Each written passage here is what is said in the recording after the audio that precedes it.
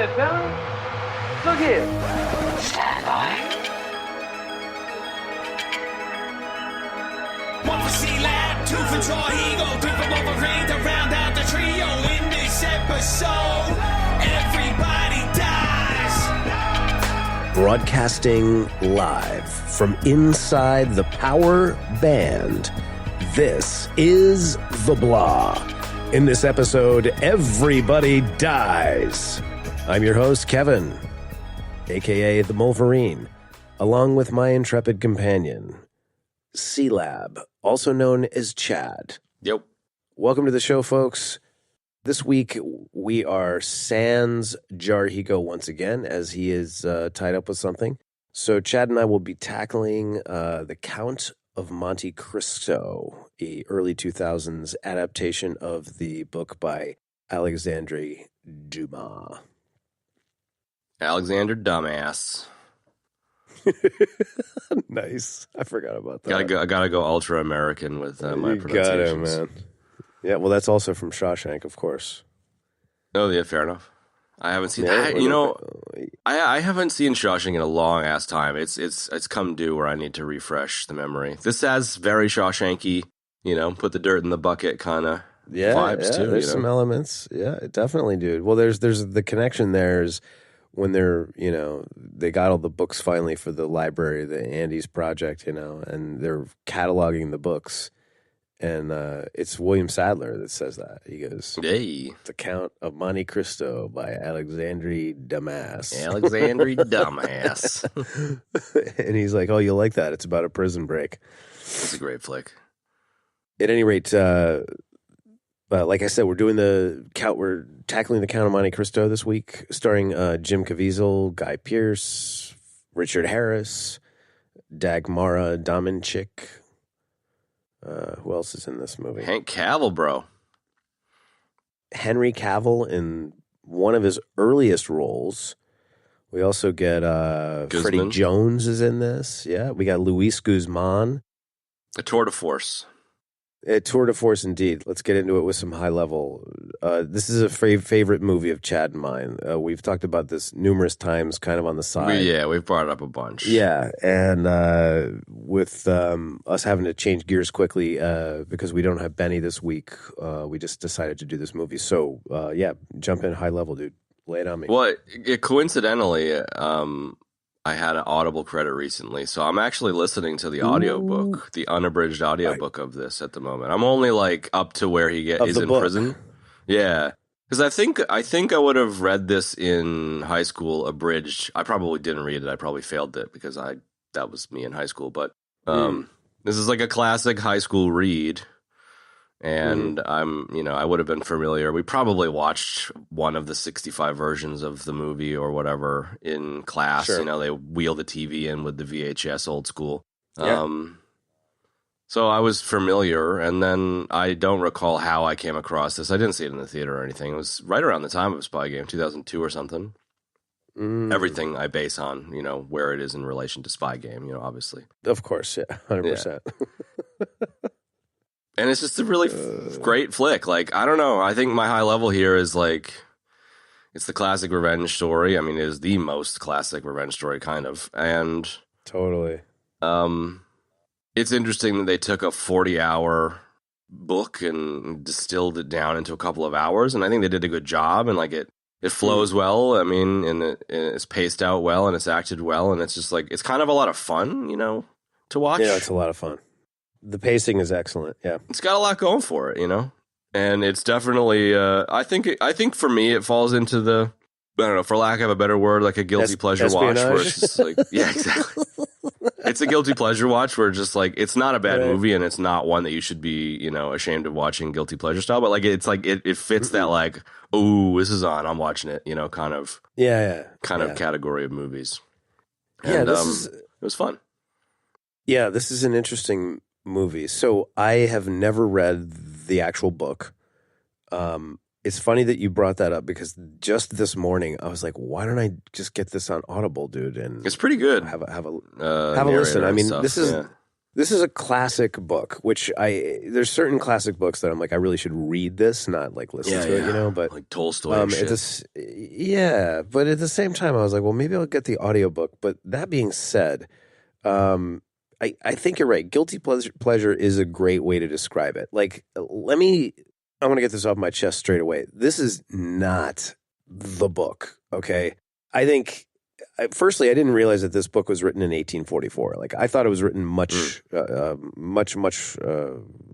at least somewhere in the mid 1900s or some shit. Yeah, I thought this was written like a couple of 100 years ago. But okay. Yeah, no, I didn't realize it was written so recently.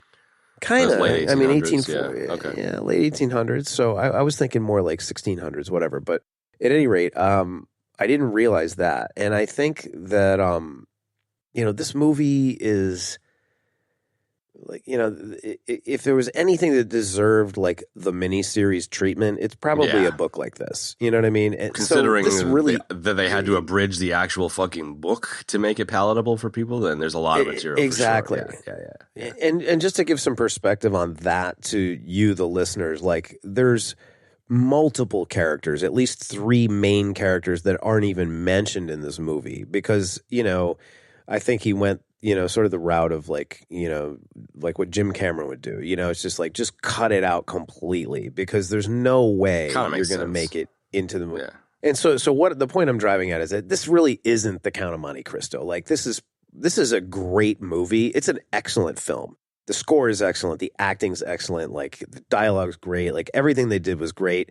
The whole scene in the beginning with pulling into Elba with Napoleon, that was all added in for the film specifically, right? So this really isn't an adaptation of the book, The Count of Monte Cristo. I think it's an excellent film. If you're really like looking to be like, faithful to the source material, this really isn't it, and really by no fault of anybody at all. Like there's no way you're going to condense a book and a story like that down into a 2 hour and 11-minute movie. Never going to happen. So that being said, and keep it interesting. So this is a, like as Chad said, like a super abridged version, and I still think it's excellent. I've watched it so many times. I watched it 3 times since we decided to do it the other day. Well, 2.5, to be fair. I've watched it 3 times since we decided to do it 24 hours ago. Exactly. No, I did. I watched it immediately when you suggested it the other day. I was like, oh, great, good. Well, because I really wanted to see, if there's anything, that I could pick up on a 30th watch or whatever. You know what I mean? So, I don't know. It's great. I'll just kind of segue that right into kind of unpacking. Like, this was Richard Harris. This was his last movie that he did that came out while he was alive. Yeah. One more movie he did came out after he passed, and that was Harry Potter and the Sorcerer's Stone, or Chambers. Because he did 2 of them, so it would have probably been. 2, yeah. It was the second one that came out. Yeah, the second one. No, it was the second one that came out after he passed away, but this was his last movie, and I didn't mention him. Blood cancer, I think.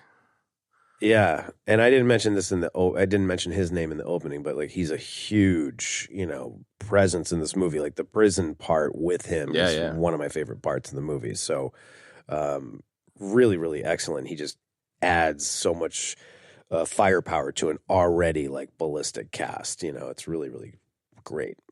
And I suppose it's obvious, but for the sake of clarifying, he was the original Dumbledore in the first couple of flicks.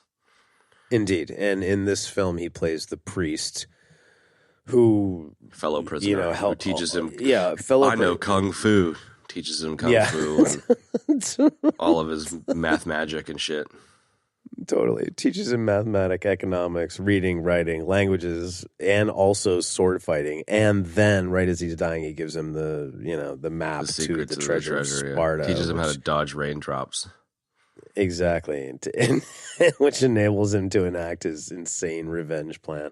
So yeah, Richard Harris, excellent. And, a great, I guess a great movie to go out on, if you're an actor. Like this is, even though this isn't like, the most ultimately faithful repro of the book or adaptation of the book, like it's still a really, really good movie, man. That's it. And it holds up great. Like every time I've watched this movie, I mean, this movie came out like bang on right on around 2001, 2002, and it's still excellent, man. You know, it's a Kevin Reynolds movie. I didn't realize Harris was Jared Harris's dad, the dude from Chernobyl. Like the dude's kind of old, man. Yeah. Really? Yeah. He's got Damian Harris as the director, Jared Harris, who's an actor that we know, and then Jamie Harris, another actor. But like, Jared Harris is a fucking powerhouse, man. Dude, he's great, man. He was great in Morbius. Well, I was gonna say Lost in Space. There you go. Similar to that, but he was really good in Mad Men, dude. He was excellent. Dude, he was great in Mad Men, yeah. Dude, I don't know if you ever got around to Chernobyl, dude, but you need to watch Chernobyl. It's high on my list. I'm watching. So I was started getting into Succession because everybody was talking about that, and I couldn't handle that. It's really well done. I just couldn't get into it. You know what? As a quick aside about that, like it's just a chronicling of like really rich douchey people. Shitheads, it's like stock douches and money douches, and I'm just like, I no. Yeah, I watched like half of the first season with them, and then I was like, I'm out. I can't. Like, it's very well done, very well shot, very well acted. The dialogue, she loves, like, for example, the dialogue being so snappy and stuff, and like, I just can't. I can't do it. It's just too fucking. I can't. One of my main draws was Brian Cox. I love Brian Cox. I fucking love Brian Cox, dude. Right, we've talked about him numerous times, like X-Men, all of that sort of thing. But like, the Chief, even he couldn't, even he hasn't been able to like really just get me super jazzed about it, dude. It's so crazy, dude. You know, with all the fuck you money and all this kind of thing. Anyway, so that was Succession. Jared Harris. No, I have not watched Chernobyl yet. I'm very, very interested in watching that. So I didn't realize that he was the son of Richard Harris. Yeah, which is crazy. You know, Richard Harris, dude, the Duck of Death. He's a legend. Yeah, dude, Dumbledore, like all these things he's done. He's so excellent, man. And he's so great as the priest in this, man. I absolutely love him. And his performance is excellent, you know. No doubt. His opening line is so great, dude. Yeah, well, the rare times that I get lost, sometimes I say exactly what he says. I go, I was under the impression that I was digging towards the outer wall. Which is the first thing he says when he pops through the floor, dude. Like, and just as a quick early nugget, Kevin Reynolds decided to have him come up through the floor because he was like, dude, because he felt like, you know, going through the wall into the next prison cell was just way too of an overdone cliche in films. And I agree. I thought it was a great way to introduce the character, was to have him come up through the floor, and Jim Caviezel and totally freak Caviezel out, freaked out. I remember seeing that for the first time, and I saw the floor moving, and I was like, "Oh my god, what is this, like a sci-fi movie?" You know what I mean? Yeah, like, exactly. Yeah, it was so bizarre, dude. So yeah, really, really cool.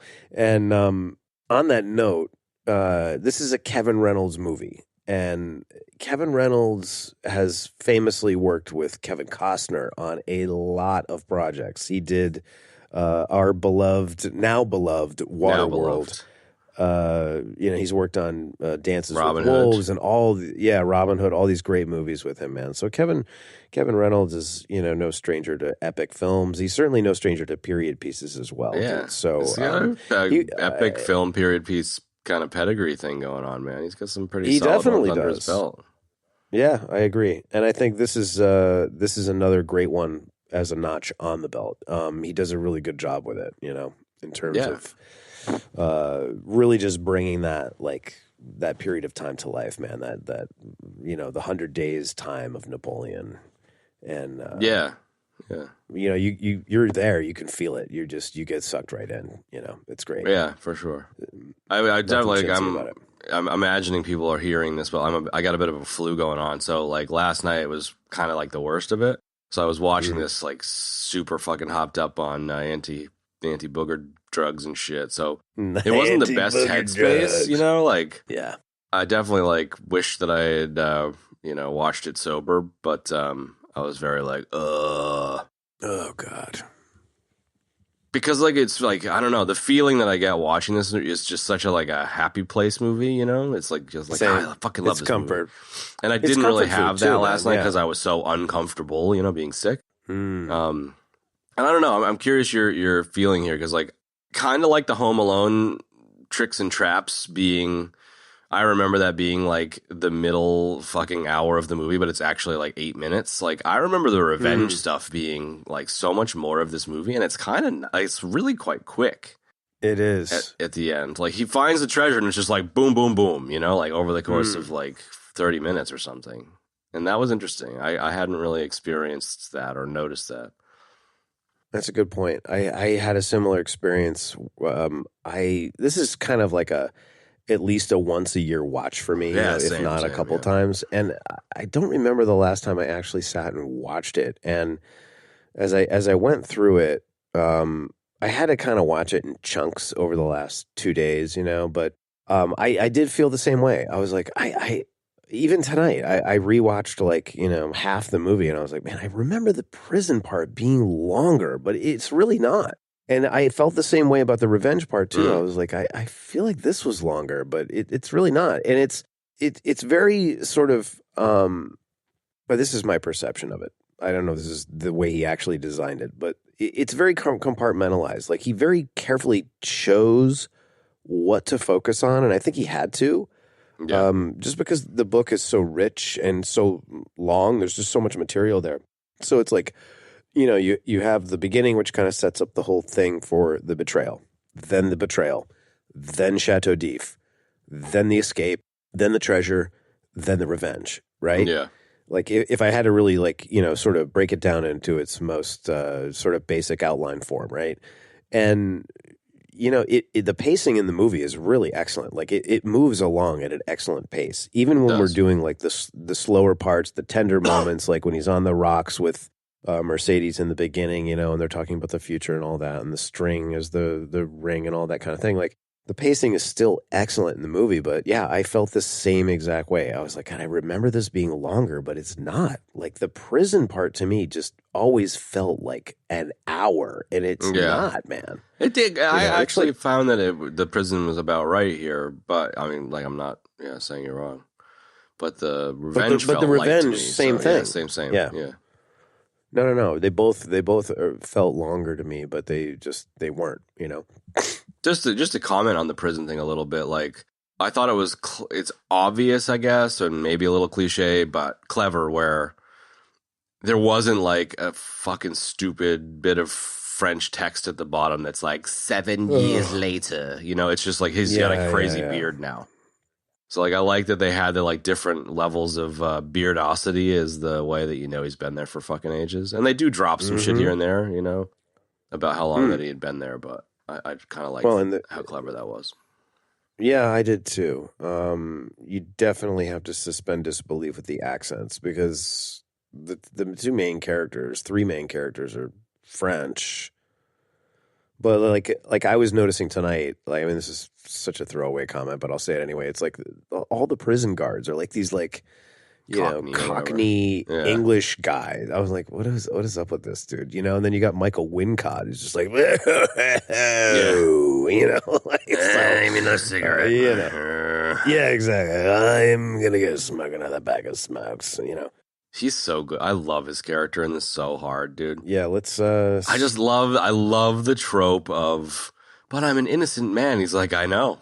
This is where they send people that they're ashamed of. I know. It's just so like, good. It's so brutal, dude. It's so brutal. And he's got such a small part, and I can't recall any Michael Wincott thing that I've seen in the last 10 years. I don't know what he's up to now, but he's probably smoking a butt right now. Yeah, he probably is. We've lamented about how much we love this actor so many times, and he's done so many great movies, The Crow, The Doors, like all these great films. And, he's can take a little part like this and just make it so memorable. And he does just that in this movie. And what you just said is a perfect example of that. Also, the line that I really like that is fantastic is when he goes, "Actually, God is never in France at this time of year." It's just so like, dude, you are not going anywhere.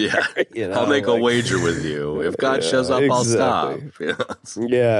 Exactly. I guess he was in Nope, that recent horror movie. Well, I haven't seen, but really, I don't run out to watch horror movies usually. I don't really either, but it looks like he did a bunch of shit up until 2015ish, like a year after year after year, and then has been taking a break, I guess. Cool. I love that dude. Strange Days, dude. Philo Grant. Yeah, there you go. Crow. Strange Days, totally. Love the dude. Yeah, love him. Anyway, we're kind of all over the place, but that's all right. I'm always all over the place. That's sort of typical. Go ahead. Next stream of conscious thought. So I don't know, man. I think the very, very, I suppose, to tie back into what you were saying about like the chunks, I'm only I don't know, 10 chapters into the 600 chapter book here, but it was interesting that I was like, I'm up to where he has been in prison for a year in the Chateau d'If, and it was like the first 20 minutes of the movie. So it was just like, because I've probably listened to it for like 5 hours now, 6 hours, you know what I mean? Like the length of a normal book, and it's like the first 20 minutes of the movie. So it's very flowery. It's a very flowery book, like it's very, very verbose. Rich with detail, yeah.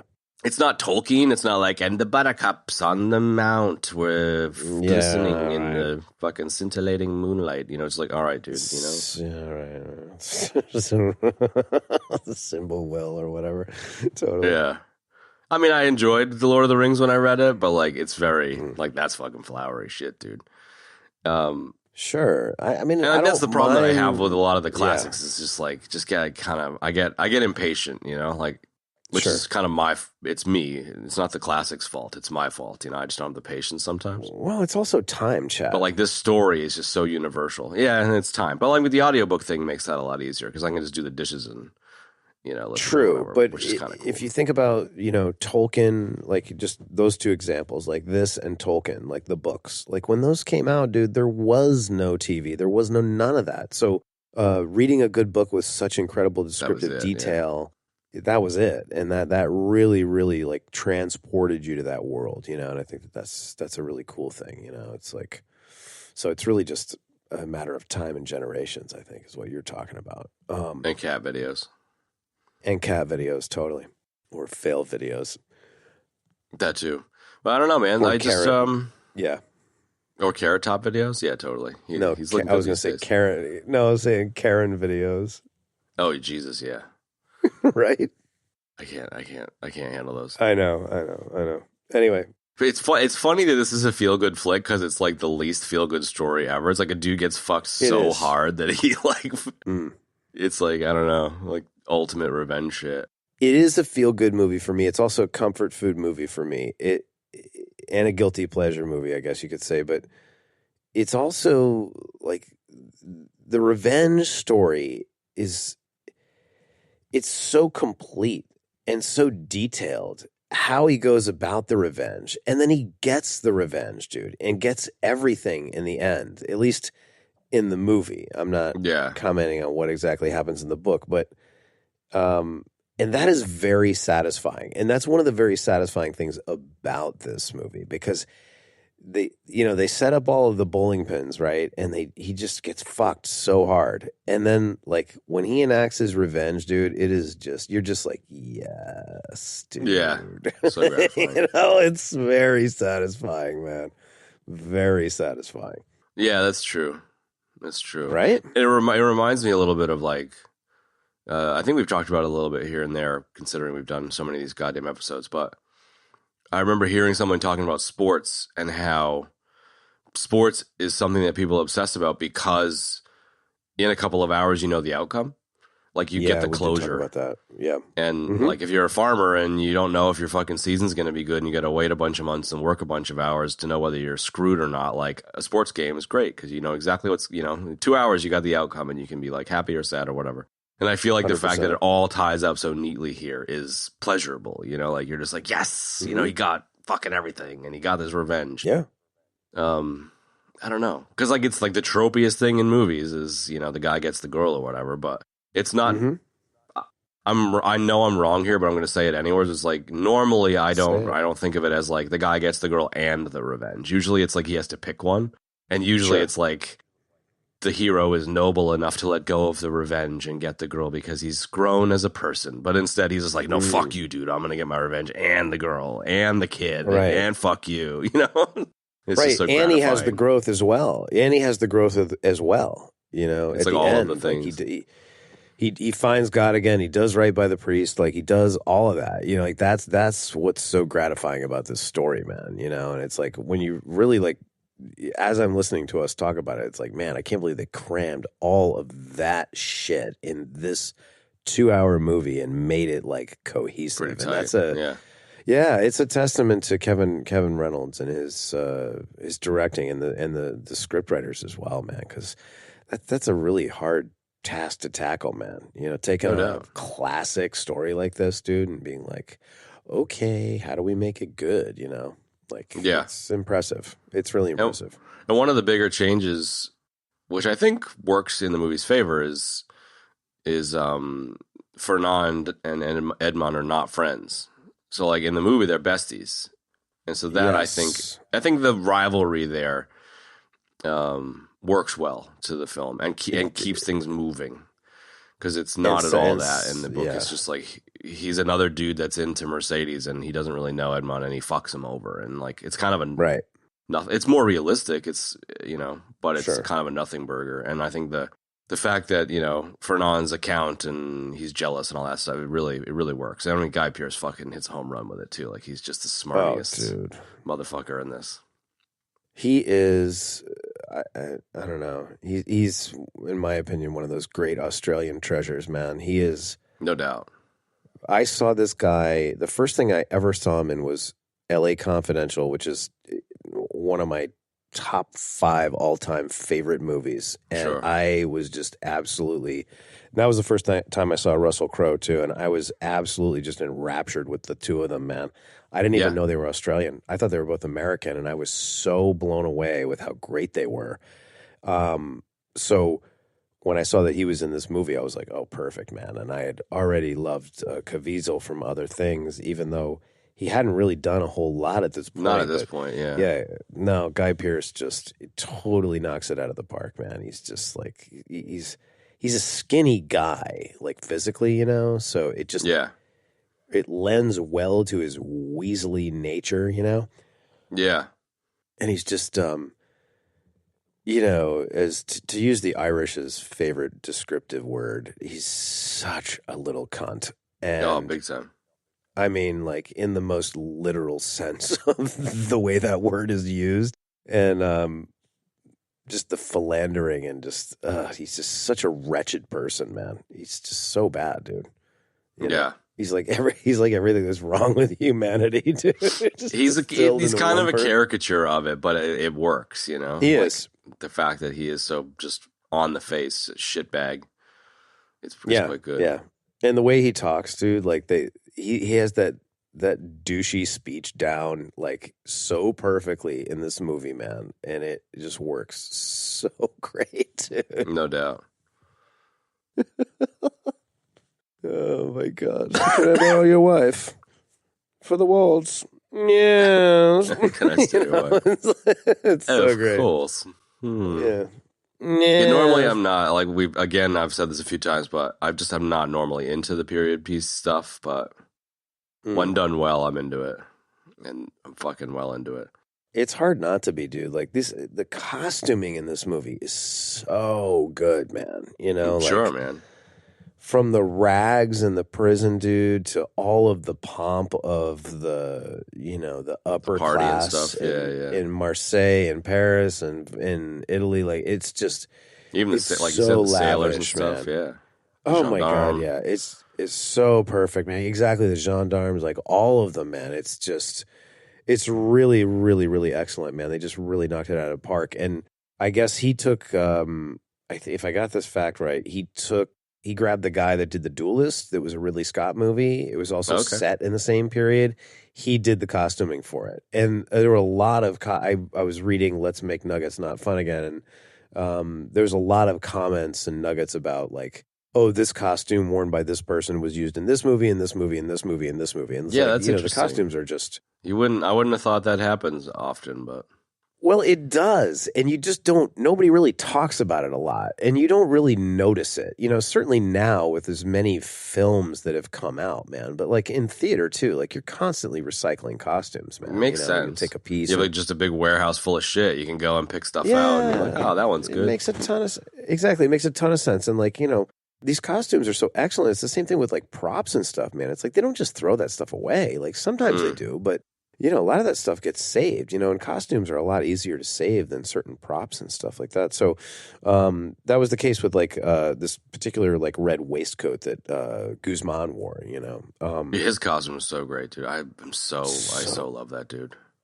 Dude, I am your man forever. Forever. Transitioning to Jacopo for a second, like this is, I don't know, like I was thinking about Guzman a bunch yesterday, and I was like, it's really hard. It's hard to peg down, man, but this may be my favorite Guzman performance, dude. Like that guy is so he's one of those like just kind of under the radar freight train actors, man, who's just like cruising along. He can do pretty much anything you throw at him, dude. He pops up literally everywhere, man. And he can play somebody like this in a period piece to like like a Mexican living in a barrio, dude. You know what I mean? And like he can do all those parts like flawlessly, dude. Like, playing the DEA agent in Traffic to, this to, I take loved your pick, him in man. He's Punch Drunk Love, dude. That's like a excellent Adam There you Sandler go. flick. Excellent, dude. Did you see him in Wednesday at all? I watched a little bit of Wednesday. No. He plays Old May Adams. Fuck me, dude. So you're good. right. Like even if you just watch the first 10 minutes of the first episode and just seeing him, it's so good, man.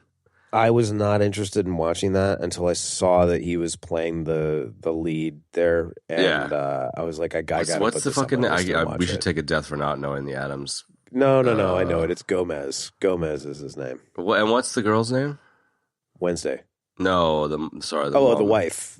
So it's Gomez Adams and Morticia Adams. Morticia, and she's played by Catherine Zeta-Jones. But like legit, man, like I didn't watch the whole show, but like legit, just watched the first 10 minutes because just seeing one scene of him do it is just so enjoyable. I know. He's that good, man. He's that good. Love him and he so much, man. He's another guy who, like, we were kind of saying this about Sam Rockwell, a week or two ago when Benny was here.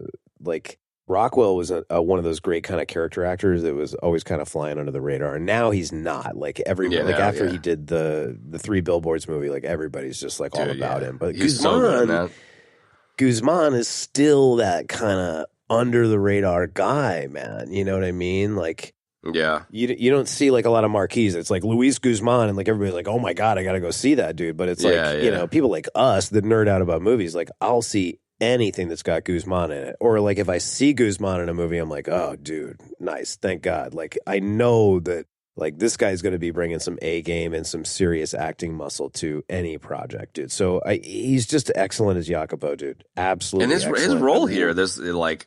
Again, hadn't remembered it. There's not a lot of it, He's just kind of like walks into the room and says like, "Such and such is here, dude." He does. There's barely any fucking dialogue, but he just, I don't know. He's so memorable.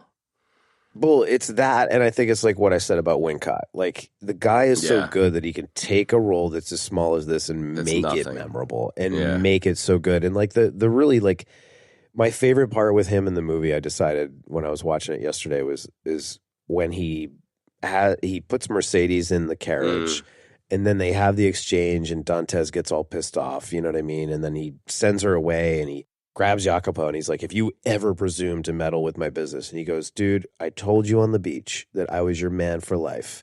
And that means protecting you from others and from yourself. Even from yourself. And he goes, that's what I'm here to do. And I was like, dude, that is awesome, man. Probably his best bit in the movie, man. And it's funny too, because like same, like not Guzman, but like the character, it's very flat, it's like, it's a caricature. There's not a lot there. He's just the sidekick to prop up the hero.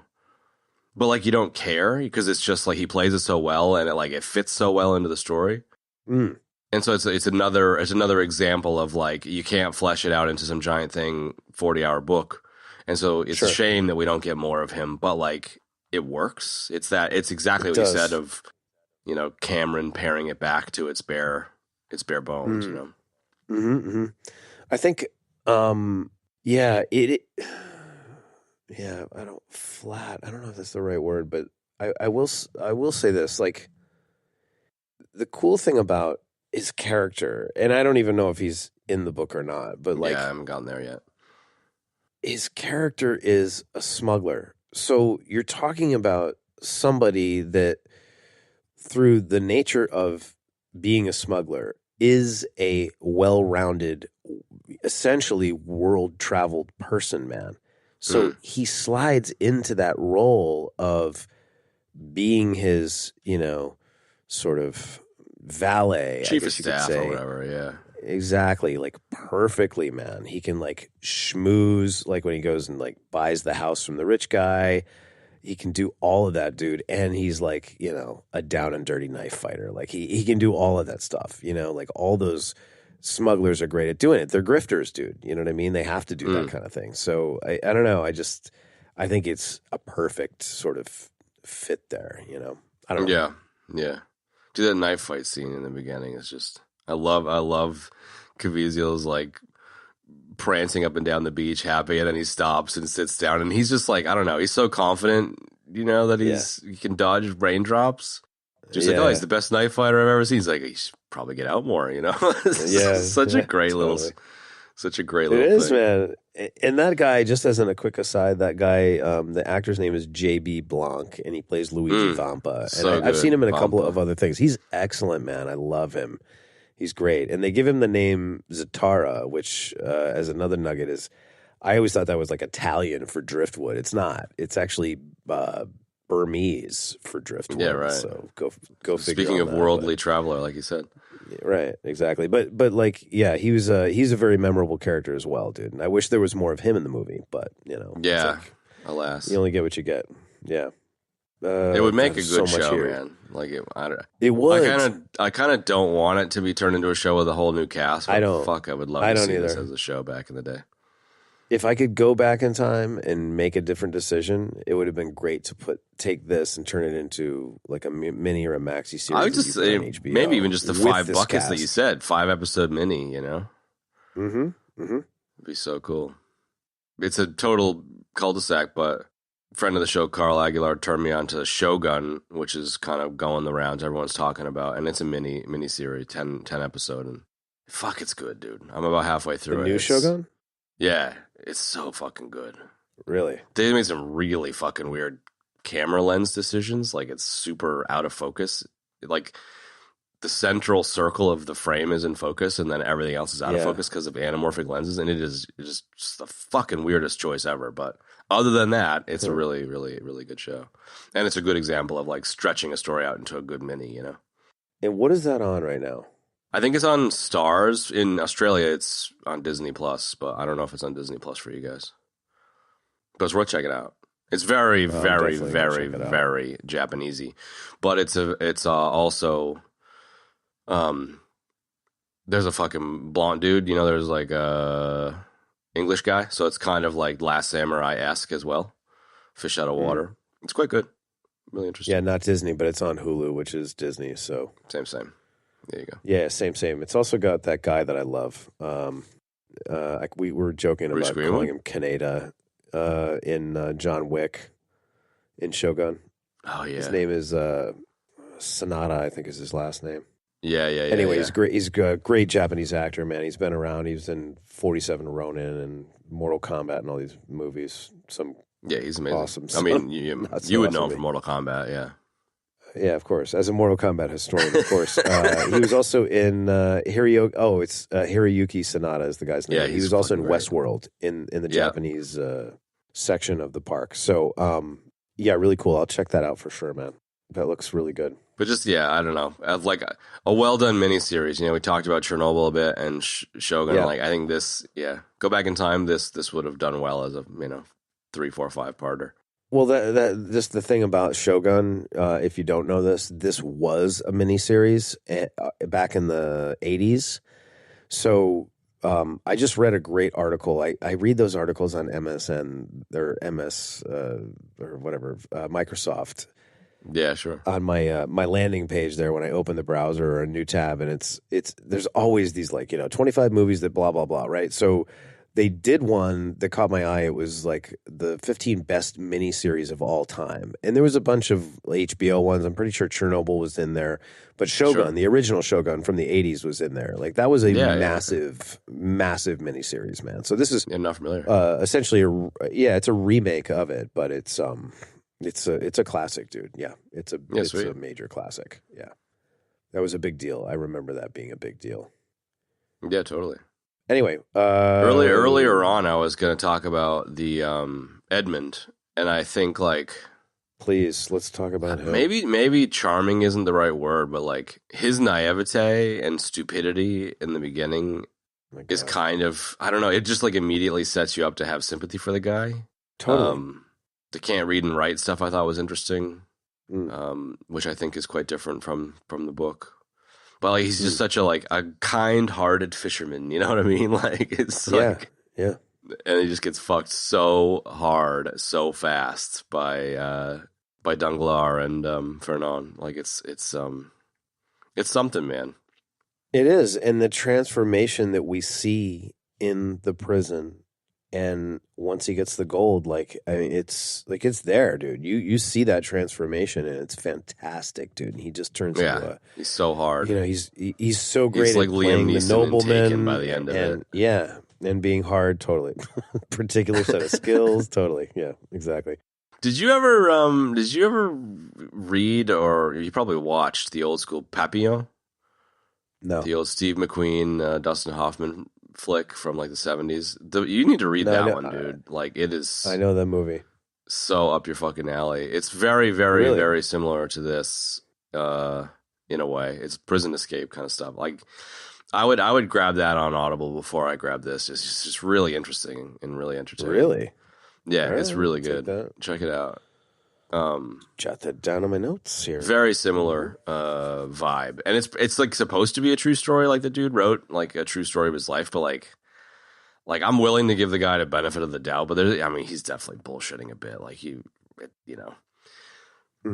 There's some of the shit that he comes out with, but it's fucking pretty cool. If the prison stuff here is interesting, is of interest, then Papillon is something else, dude. Okay. I've never actually seen them. I think I might have seen a little bit of the McQueen flick. I've avoided it because I didn't want to ruin the book in my mind, as it happened. Sure. But I was curious if you'd seen that one.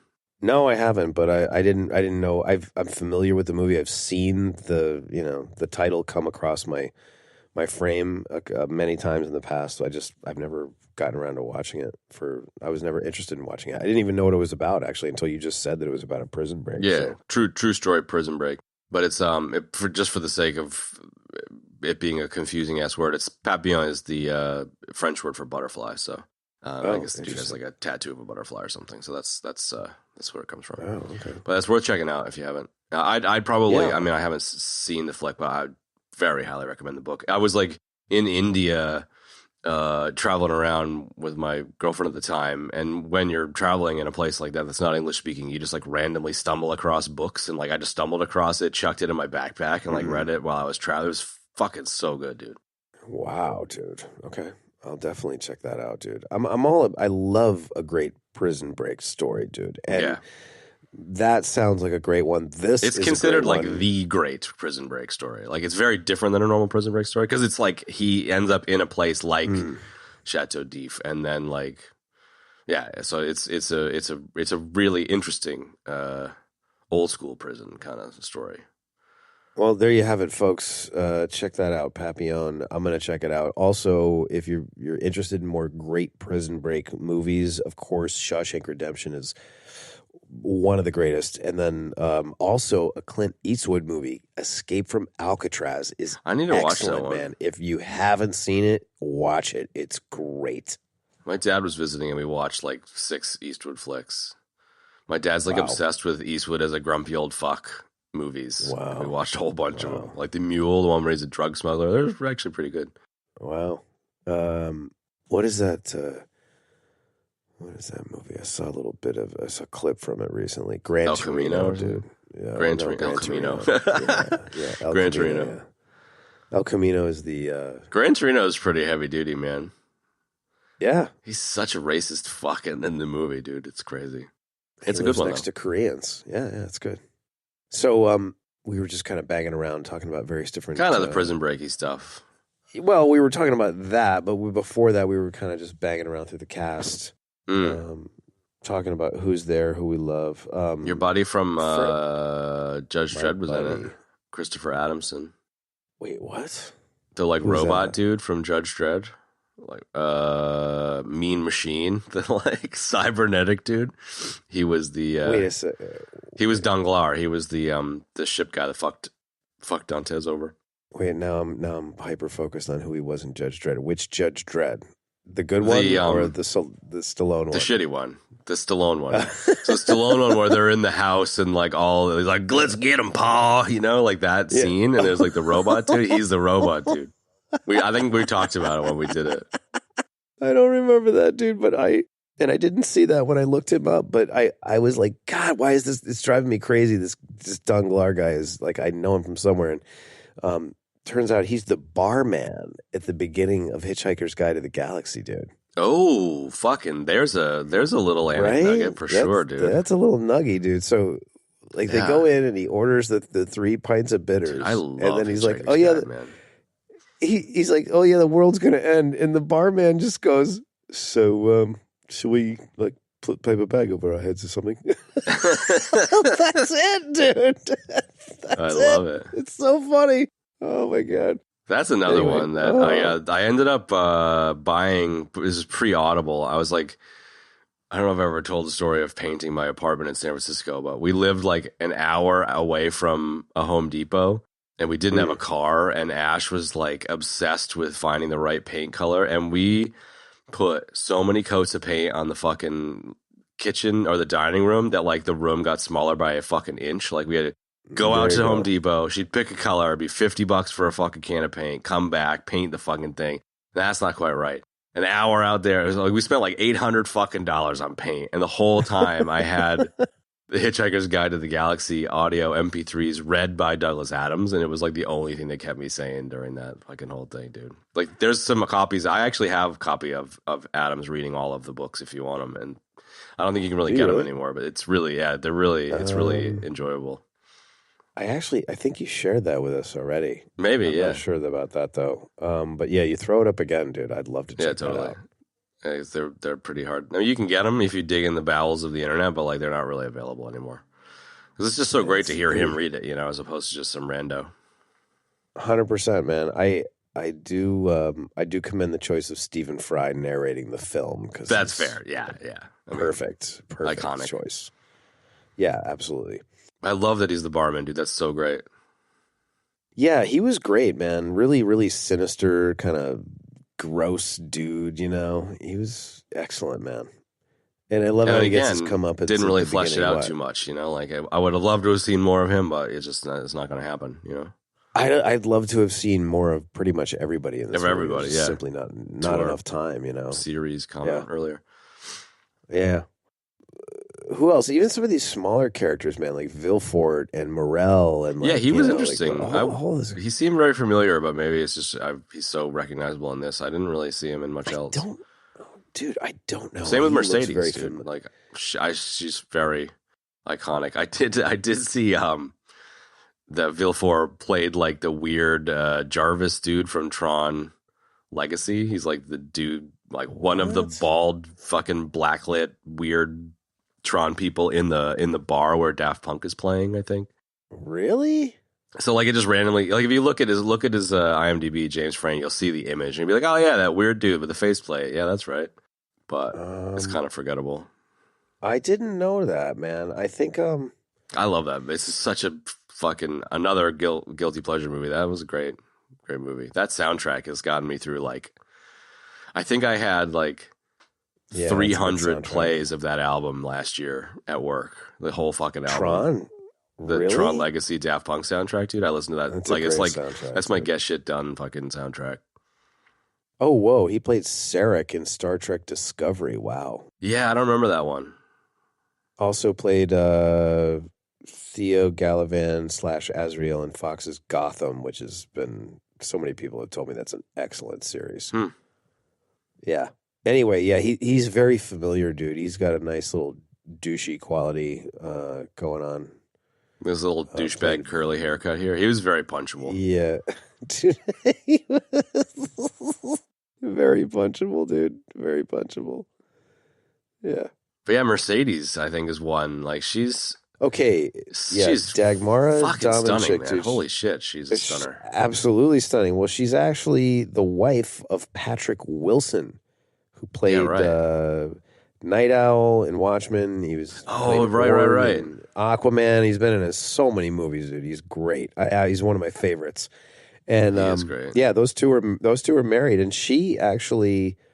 I would check in periodically to see, if she had been in anything, and since I saw this movie, and she's in Succession, actually. Yeah, right. Yeah, I saw that. Yeah, I mean, I didn't get there, but I saw that last night and brought up a couple of videos of her just in Succession just to see how she's going. And yeah, because she's probably between our ages.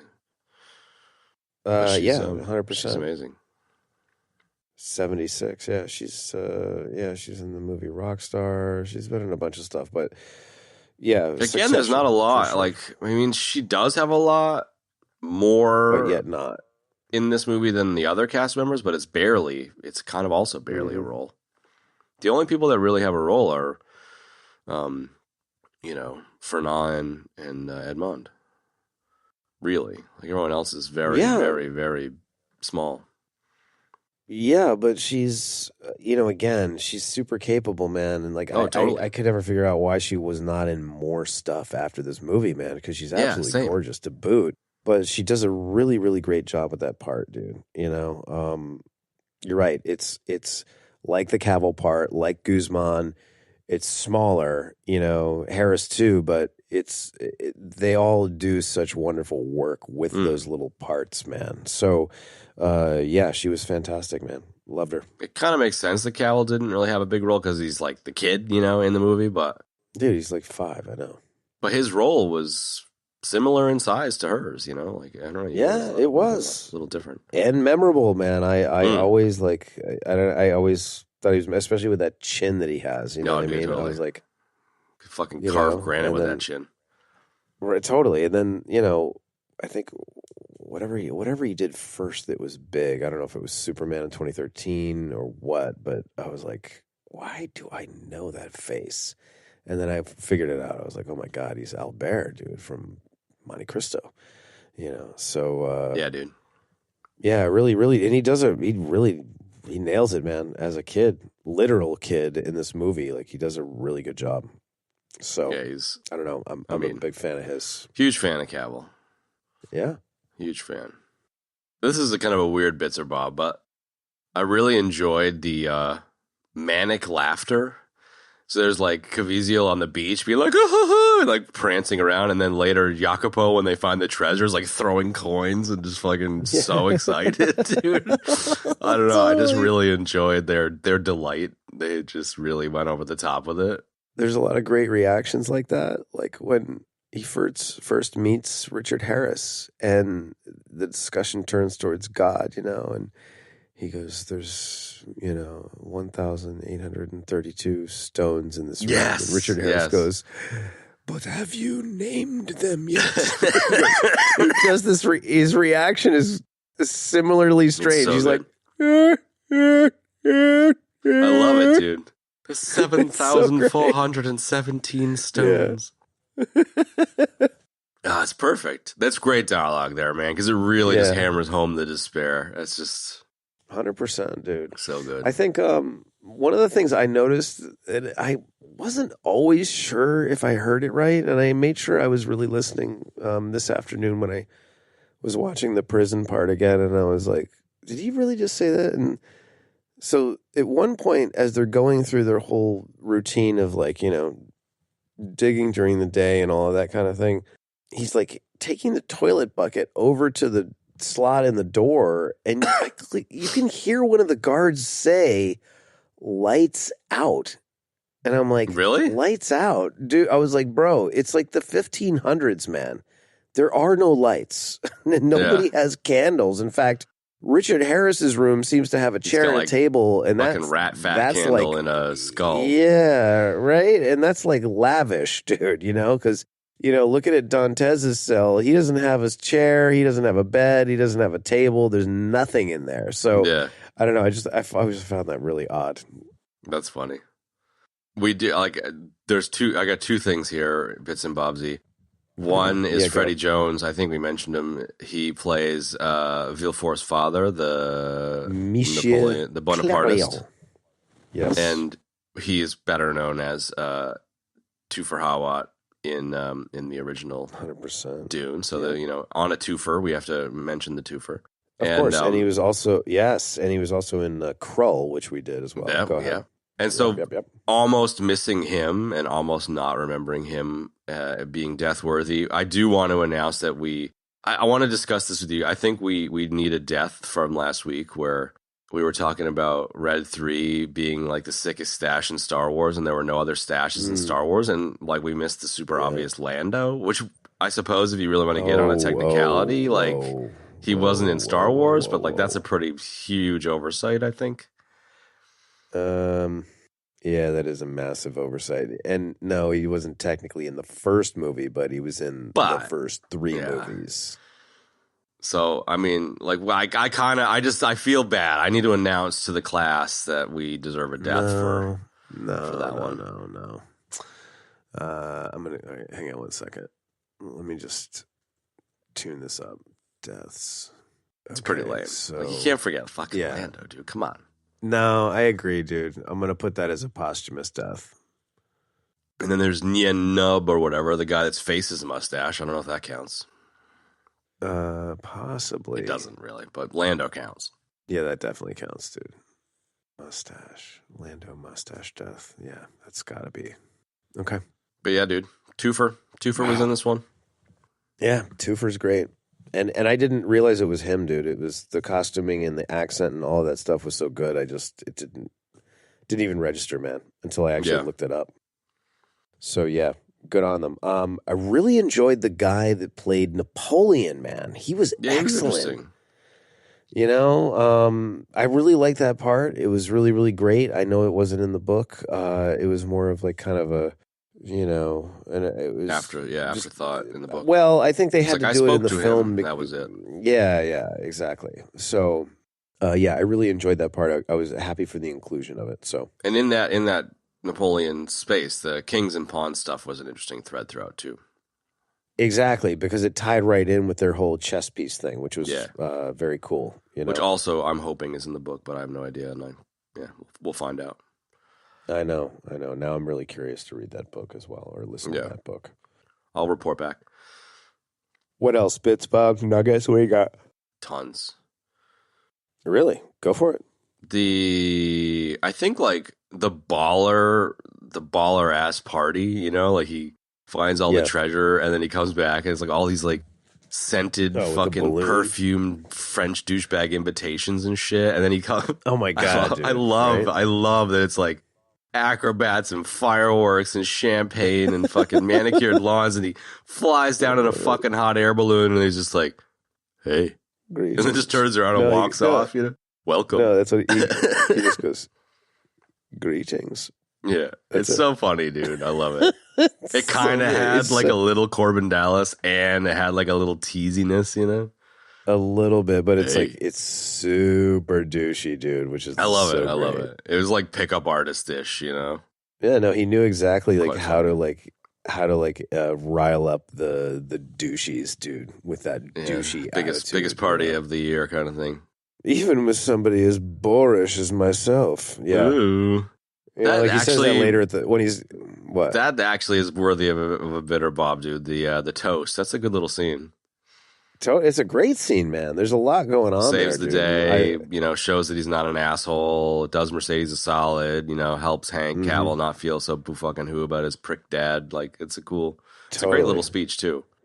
No, it's great. But and he does the same thing there. He's like, even somebody as boorish as myself. And then he's like, he waves them all away. Like, And they're like, it's like, yeah. So, dude, the douchosity in this movie is just on a freaking level So 11, good. man. It's great. So good. Yeah, so good.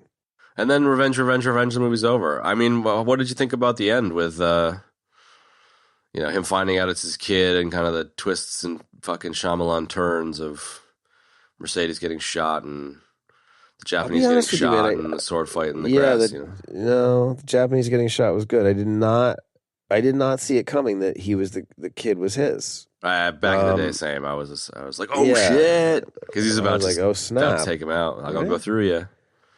Totally. And then I like how he kind of finds himself in that whole scene. It's like he's there with Jacopo. Jacopo's got his back, and then it's like Mercedes shows up and the kid shows up, and like, all of a sudden he's just like, and Guy Pearce is just such a fucking douche, and he shoots her, and he finally is just like, dude, no, I don't want any more of this. You know what I mean? So I like that. I like, that Fernand goes there and he opens up one chest and it's just, there's nothing in there but the chest piece.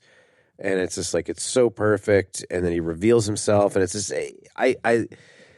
there's something so complete about the way they resolve this movie and the way that the revenge is presented. And I think that's why I keep coming back to this movie and why I think it's so great. Even though it's like really just a pale shade of what the actual story is from the book. It's kind of tropey all the way, but it works so well. Yeah, if you kind of separate it, from the book and just look at it as a 2-hour movie, it's like it's really, really good, dude. And I like the way that it all wraps up. I love how he finally gets to, tell Fernand, like, no, I'm not the Count of Monte Cristo, you fucking cunt. I'm fucking Dantes, and now I'm going to fuck you up, And then as the other players come into the scene that are, as we find out, shortly thereafter, the most important things in his life, and he shoots Mercedes, he's just like, I don't want to do this anymore. I don't want any more part of this, and I love that, dude. And then, Fernand obviously forces his hand, and it has to kind of play out. But I think it's fantastic, man. And I can't believe this movie was filmed in Ireland and I can't remember Malta or something. Yeah, I was just like, wow, dude, amazing, dude, amazing set. That last set with that grass and the very French castle, like and field of very lavender kind of thing, anyway. even though it wasn't. Yeah. Yes, 100%. So. Loved how the whole thing wrapped up, dude. Between that and then the last scene of them being on the Chateau d'If, like I love it. I think it's fantastic. And there's a lot of cheese dick there too, which like I don't care, like it's fine. Go for it. What do you got? But I'm sick and therefore not having fun and therefore just didn't have fun as much as I normally do with it. Like it's just so on the nose, It's like the whole cast is in the room at the end, and he's like, "Well, now I have to fight him," and he fights him, and yeah. Like Jacopo even was like the priest would even the priest would understand this, which I appreciated that line. Even the priest would understand you could take the dude out. But I just found like Hank Cavill's fucking dad, quote unquote, just got. Like he's not going to be like, oh, real daddy, give me a hug. He's going to be like pretty fucking cut up for a while, and then all right. There's a couple of leaps there for sure, which is fine. Like I'm totally on board. I'm willing to suspend disbelief, but like so many of these pieces on their face are just like weird or tropey or kind of flat or 2-dimensional. But when you put it all together, it comes together. Like you're just like, okay. You're totally willing to give the benefit of the doubt, I'm surprised they weren't on the Chateau d'If and they all just like jumped up in the air punching and it was freeze frame, like it was very Yeah. Freeze frame me at the I bought this prison because I wanted to tear it down, but now I kind of like it. Let's do a renovation. And then he like gets a hug from his family. It's just like it's kind of weird, but like you're totally like okay with it. So no, it's definitely got a bit of a bow on it. At the end. Yeah, which I'm fine. Like it's the car. It's the giving the car to your wife with a giant bow on it, which like It's not just that. It's that the steps that lead up to it all work, and so, when that happens in a film and I get a bow after that, I'm like, dude, it's there. It's legit. It's legit, dude. You can't argue with that. Credits know what I mean? roll and you sigh and you wrap yourself up in your Snuggie and you're good. You're like, that was great. Everything does not have to be a heavy dragger, dude. It's like, Jesus Christ. No dark levers. Yeah, no dark levers, man. None whatsoever. What else? I don't know. I mean, that's probably it for bits and bobs. Okay. I got like nugs. I kind of dropped the best ones that I had. I already dropped them. There was some cool Richard Harris nugs. Yeah. Let me see if I could pull a couple of them up. Yeah, whatever. Yeah, lay it out, dude. So like one that's not really a nug is he was worried that he was going to be only known as Dumbledore, which kind of is true, but like he's done a bunch of shit. Dude, that guy has been around. But yeah, I guess he was like a raging alcoholic who came clean a couple times and used to like get absolutely shithoused with Peter O'Toole and Richard Burton. But there was a funny anecdote, kind of funny, kind of lame, but so he popped out for milk one day when living in England and saw in the newspaper that Munster was playing in Limerick in Ireland, so the rugby. Okay. And he flew to Ireland and spent 3 weeks on a drinking binge, and he came back and his wife had no idea where he went. And when he got back, he just said, well, why didn't you pay the ransom to her? And like just trying to bullshit his way back into the house, which I just thought was, I don't know. It's just like some serious shenanigans, dude. And I was like, props to the ridiculousness of that adventure. In that era of time when things like that could happen. You know what I mean? There's a couple of anecdotes like that, which he just seems like a shit show of a person in good ways and bad ways. Yeah, and the only other one with him was I don't know, kind of reminds me of Royal Tenenbaums, where he spent the last 12 years of his life in room 758 at the Savoy Hotel in London as just like a guest, which I don't know. I love Gene Hackman in Royal Tenenbaums. Like Royal Tenenbaums is one of my all-time favorite movies. It's just so goddamn funny.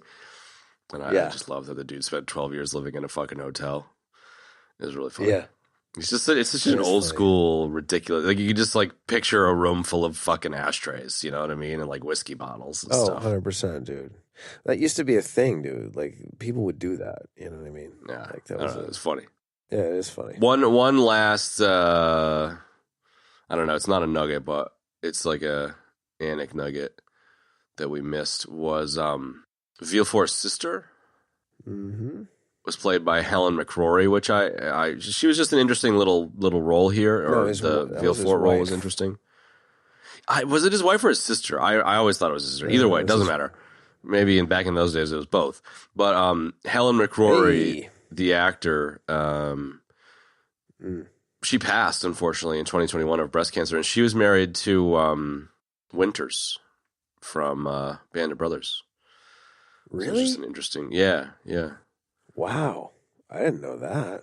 Yeah, Damian Lewis. So, just like a huge fan of Lewis, and she did a great job with a tiny role here, and it's a shame, obviously, that she passed. I agree. She was also in some of the Harry Potter movies as like one of the Malfoys or whatever, and didn't mention her when we talked about the cast. So, she just died. Wow. Yeah, very recently, which is real shame. I remember seeing that Damian Lewis's wife had passed. I just didn't connect the dots that it was her. So. Not so much of a nugget, certainly not a great one, but apparently there was an expanded, it was a lot of expanded role of her, but it had to get cut. And it was another, the nugget was Kevin Reynolds was just kind of, Kevin Reynolds was bummed out that he had to cut her role because she was really good. She was great. Yeah, exactly. So shout out to the Lewis McCrory family. And she did a great job. And then if you want to read other nugs, there's plenty of other nugs.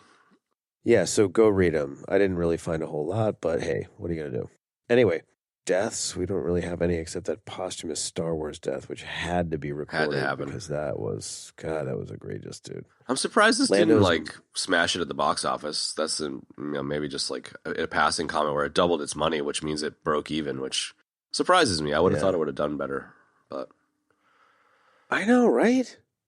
like I if you were would've to thought that if too, you were man. to like ask me whether it did well or not, I would have said it did well, but it didn't. Like they usually say, it's like you have to 2.5x the budget to break even, and it didn't do that. So that means it probably didn't do that well. 35 million, That's made probably why Old Mate 75, didn't really get many movies after this. Kevin Reynolds, but because like Prince of Thieves was a fucking home run, dude. In terms of money. Waterworld obviously not so much. Yeah. Yeah, I don't know. Yeah, very weird. Well, look, to my final thought on this movie is, if you're looking for a faithful adaptation of a absolutely classic book, seek elsewhere. This is not it. Probably not it. If you're looking, I don't know, but it probably isn't it. Probably not it. If you're looking for a great movie that's a hyper abridged adaptation of that story, this is that movie. Like the cast is excellent, the dialogue is great, the story is great. They made a lot of changes from the book to make it work for a movie, and they do work. They work great. So yeah, like we've already said, excellent actors, great script, great everything. The costuming is fantastic. We didn't even talk about the music, which is also excellent. Also solid, man. yeah. Very, very solid. Sets, locations, all of that stuff is great. Yeah, I highly recommended watching it. I already said this is a yearly watch for me, if not a couple times. Absolutely love it. It holds up beautifully for a movie that was done, 20-something years ago. So, yeah, go see it. Crazy. It's great. I can't believe it's been 22 years or whatever. I But yeah, know. same. I highly recommend. It's I don't know. I'm not normally into old farty period movies, but it's just Falsy. enough action-y shit, and it's just enough Mm-hmm. backstabby shit to keep you interested. Definitely. If you're like an action head, if you're a Too Fast, Too Furious action head, I think like some of those elements keep me interested. Because so often I find the period piece stuff is like, movies where guys and girls are all like dressed up at a fucking ball, and like who's gonna be whose wife or fucking is like, I just could give Who's two diddling shits who? about all that. Yeah. The other Boleyn girl or whatever. I just don't give a fuck about any of those. I know. I don't usually either. But this one, man. for whatever reason, unless, does well.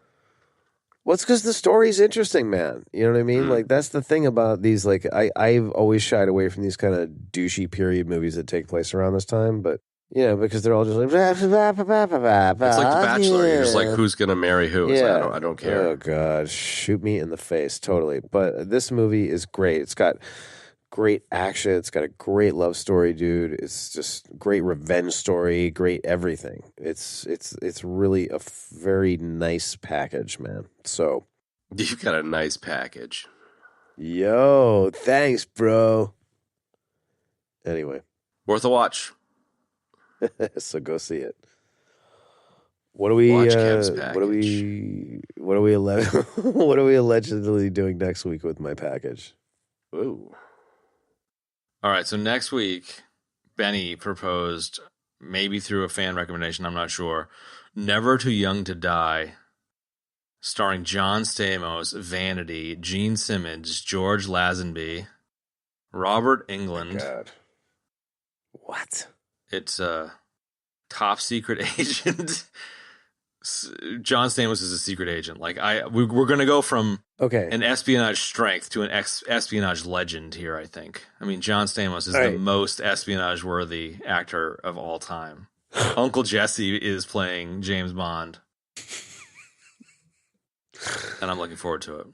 Our Greek-American everybody's dad, Jesse, or everybody's uncle. Uncle Jesse. Not to be confused with the creepy uncle that has the puppet, the beaver puppet. Yeah, no, not that guy. All right. Are you sure that he was serious when he suggested that? Yes. Well, I don't know if he was. I don't know if he thinks it's going to be good. I don't get that vibe at all. I think he thought it was the stupidest thing ever, therefore we should do it. That was the vibe I got. Okay. I just want to confirm that. There's no way that this is going to be a quality movie, but it's going to be a quality episode. It's going to be... It's not a quality movie, folks. It's a quality episode. That's the important thing to focus on. That's it. All right, cool. So there you have it, folks. Next week we'll be doing Uncle Jesse's You Only Never Live Too Young to Die. Twice. Thank you. You never too young to die. So excited to check that out. And yeah, that's it. Thanks for joining us, folks. We'll see you on another time. Bye. And that's going to wrap up this week's episode, folks. If you would like to check out the show notes for this episode, you can do so in your podcast app of choice or at our website, ebd.fm/episodes/252. If you'd like to support the show, there's a number of great ways you can do it. We're very appreciative of all the support that we've gotten these many years. And for anybody new out there that would like to support us, you can do so in a number of wonderful ways. You can support us on Patreon directly. You can support us by leaving a review at iTunes, Spotify, wherever you get your podcast nuggle muffins.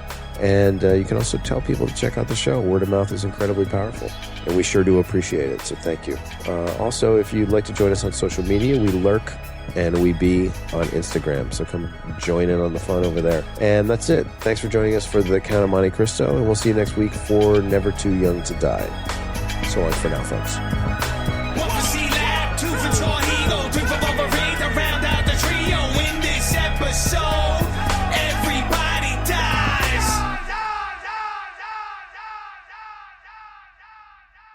Beady, beady, beady. Stop into it.